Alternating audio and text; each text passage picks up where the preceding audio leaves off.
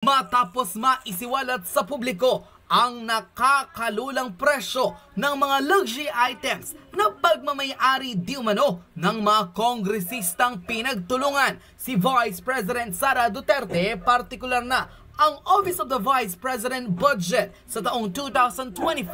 opisyal nang nanawagan ang maraming netizen na pakasuhan ang mga kongresistang tila nabulgar ang mga di umanay luho nila sa katawan na pinaniniwala ang pera ng taong bayan ang kanilang nilustay. Kabilang sa pinaiimbestigahan ang 6th District of Manila Representative na si Benny Abante na pinaniniwala ang isa lamang pala sa kanyang mga koleksyon ang 18.5 million peso Cadillac Escalade na tila daig pa raw ang celebrity dahil bibihira raw at tanging mga milyonaryo lamang ang nakakabili nito. Kabilang ang controversial congresswoman from Marikina na si Stella Kimbo na noon ay tila napakasimple raw ng pananamit at halos hindi mo makitaan ng mga mamahaling gamit. Ngunit tila ngayon, bukod sa kanyang mga alahas at perlas,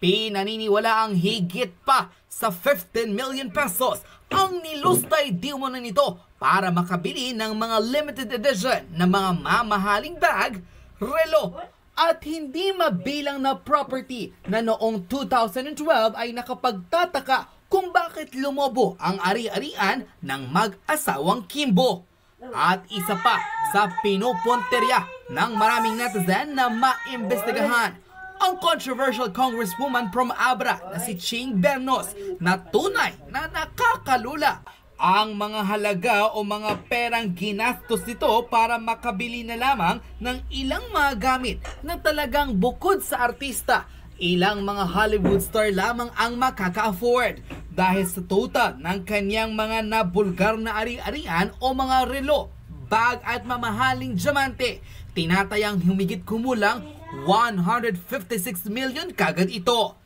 Hindi na raw magtataka ang taong bayan kung patuloy na maghihirap ang mga mamamayan dahil sa tila hindi mabilang na mga kongresistang nangungurakot sa kaban ng bayan. Ngunit para sa kanila, hindi raw dapat manatili ang mga ito sa pwesto, lalo't unti-unti nang napipikon ang maraming Pilipino. Kaya't ngayon pa lamang, pinepetisyon maimbestigahan ng mga controversial congresswoman na sina Stella Kimbo, Representative from Abra, Ching Bernas, at 6th District of Manila Representative Benny Abante dahil tiyak raw ang taong bayan na hindi lamang ito ang kanilang mga ari-arian. Baka raw magulat pa raw ang maraming Pilipino sa dami ng mga di umanay nakulimbat nila sa tao. Kaya't nararapat lamang na paimbestigahan